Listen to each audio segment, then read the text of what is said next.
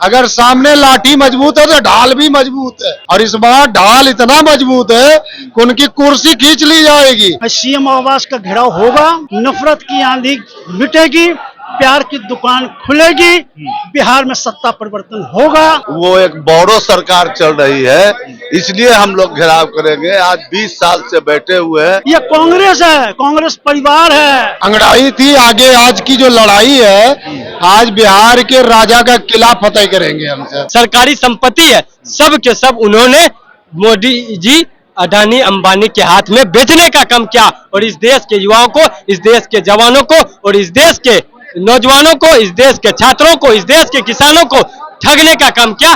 चुनावी उठापटक के बीच कन्हैया कुमार भी काफी ज्यादा चर्चे में है। 27 दिन पहले चंपारण से शुरू हुई यात्रा का समापन आज पटना में होगा, और पटना में इसको ऐतिहासिक बनाने के लिए 5000 कांग्रेस कार्यकर्ताओं के साथ कन्हैया कुमार सीएम आवास का घेराव करने जा रहे हैं। अब जब घेराव की बातें हुई हैं तो सियासी गलियों में काफी ज्यादा चर्चा होने लगा है। अब इसी मुद्दे पे अभी आए हैं सदाकत आश्रम कांग्रेस पार्टी के में, और यहाँ पर तमाम लोग बात करेंगे कि सर आज सीधे आज सीएम आवास घेराव करने के लिए प्लान कर रहे हैं आप सब। हाँ, बिल्कुल। आज सीएम आवास का घेराव होगा, नफरत की आंधी मिटेगी, प्यार की दुकान खुलेगी, बिहार में सत्ता परिवर्तन होगा, इंडिया गठबंधन बिहार में आएगा। आप इंडिया गठबंधन की बात कर रहे हैं, लगातार कर रहे हैं कि कांग्रेस कमजोर हो गई है बिहार में। कौन कहता है कांग्रेस कमजोर है? सत्ता पक्ष के लोग। सत्ता पक्ष वाले बोलने आजाद हैं, वो कुछ भी बोल सकते हैं, वो दिन को रात, रात को दिन बोल सकते हैं, उनके बोलने का क्या है?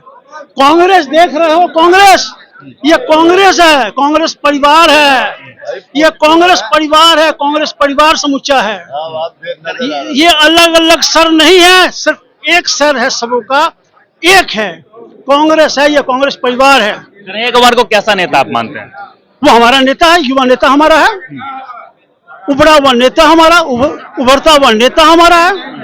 क्या इंडिया गठबंधन की सरकार बनी तो कन्हैया कुमार फेस हो सकते हैं सीएम का? ये तो इंडिया गठबंधन को फैसला करेगा, ये फैसला इंडिया गठबंधन करेगा। कौन होगा नहीं होगा ये इंडिया गठबंधन फैसला करेगा, कोई फैसला नहीं करेगा, इंडिया गठबंधन फैसला करेगा। चलिए, क्या कुछ कहेंगे? कन्हैया कुमार आज आ रहे हैं और आज उनका यात्रा का समापन है और आप सब सीएम आवास घेराव करने जा रहे हैं। सीएम आवास घेराव कर रहे हैं हम लोग की जो सरकार आज विफल हो गई है बिहार में, वो एक बोडो सरकार चल रही है, इसलिए हम लोग घेराव करेंगे। आज 20 साल से बैठे हुए हैं, विकास का जो होना चाहिए 20 साल में वो नहीं हुआ। आप 20 साल में विकास की बात करें, अपने सुशासन का हवाला देकर नीतीश कुमार 20 साल से सत्ता में। देखिए, सुशासन का कहना तो काम ही है, जो सत्ता में वो कहेंगे सुशासन है। आप भी देखते होंगे कि अपराध का ग्राफ कितना लगातार बढ़ते जा रहा है। कल भी सुने कई हत्याएं हुई, तो ये सुशासन का है।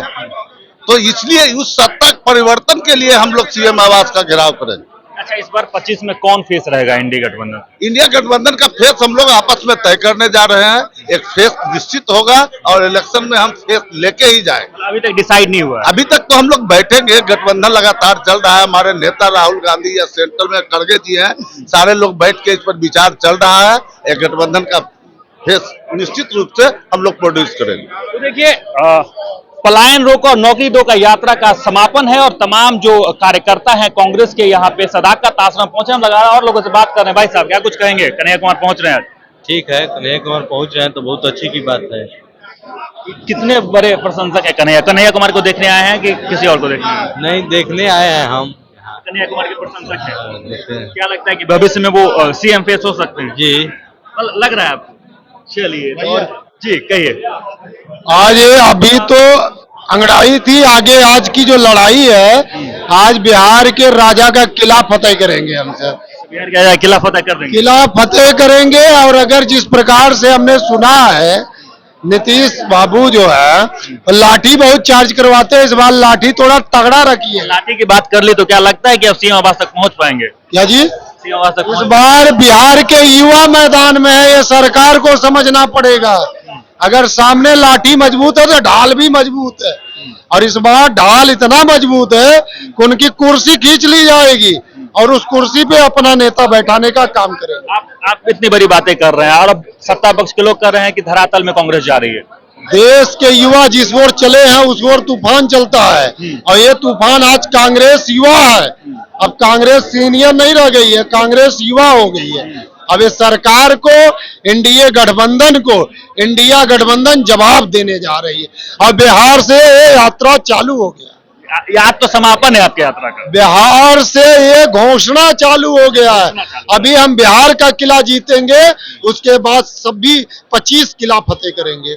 25 किला फतेह करने की बात कर रहे हैं। हालांकि जो सत्ता पक्षी लोग हैं वो कहते हैं कि कांग्रेस अब धरातल में जा रही। जोर से बोलेंगे, जितना जोर लगाइए यहीं पे लगाइए, कोई दिक्कत नहीं। सब है तो सब सुनेंगे तो अच्छी बात है।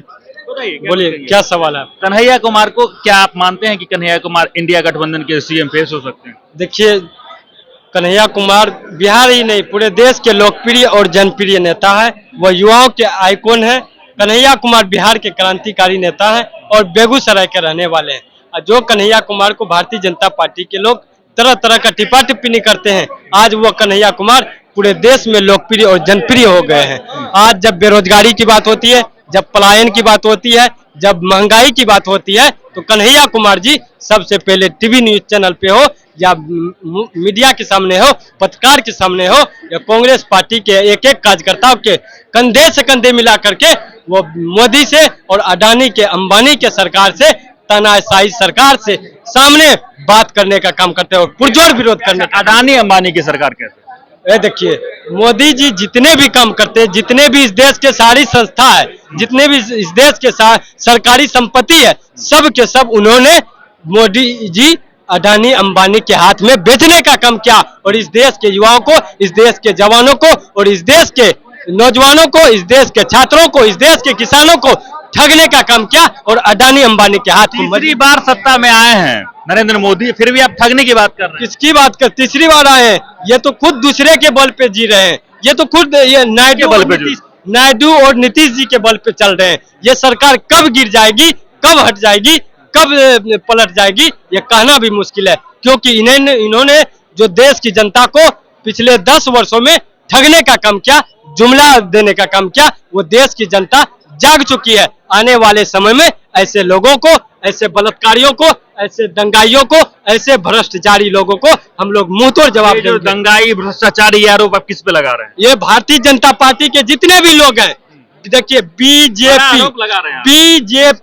यानी बी से भाजपा, जे से जानलेवा, पी से पार्टी, यानी बी से बलात्कारी, जे से जानलेवा, पी से पार्टी। बीजेपी का मतलब ही बी से बलात्कारी, जे से जानलेवा पार्टी है। भारतीय जनता पार्टी के में जितने भी नेता हैं, सब के सब कहीं ना कहीं अत्याचारी और बलात्कारी इसलिए पाए जाते हैं क्योंकि इसका बीजेपी का मतलब ही बलात्कारी जानलेवा पार्टी होता है। और इस देश के युवाओं को इन्होंने ठगने का काम किया। पिछले लोकसभा चुनाव 2014 में इन्होंने कहा था कि अगर हमारी पार्टी की सरकार बनेगी तो हम देश में प्रत्येक वर्ष 2 करोड़ युवाओं को नौकरी देंगे। आज जब हम जैसे लाखों करोड़ों युवा जब अपना हक और अधिकार मांगते हैं, जब नौकरी मांगते हैं, तो नौकरी के नाम पे सिर्फ लाठी बरसाने का काम करते हैं। क्या हमारे नाम पे, नौकरी के नाम पे तो पढ़ाई भी करनी चाहिए। आज आप यहाँ सत्ता पक्ष मतलब की पार्टी में आके आप नारा लगा रहे हैं। नारा नहीं लगा रहे। देखिए, हम जो आपके न्यूज चैनल पे आपने बात की तो मैंने कहा बिहार में पिछले 20 सालों से एनडीए की सरकार में और नीतीश जी के सरकार में सिर्फ यहाँ के लोग जो यहाँ पे पढ़ाई करते हैं, जो यहाँ पे शिक्षा अध्ययन करते हैं, जो यहाँ पे मेहनत करते हैं, जो यहाँ पे संघर्ष करते हैं, वो ऐसे लोगों को बाहर जाना पड़ता है। तो जा रहे हैं सीएम आवास के घेराव करने, क्या लगता है पहुंच पाएंगे वहां तक?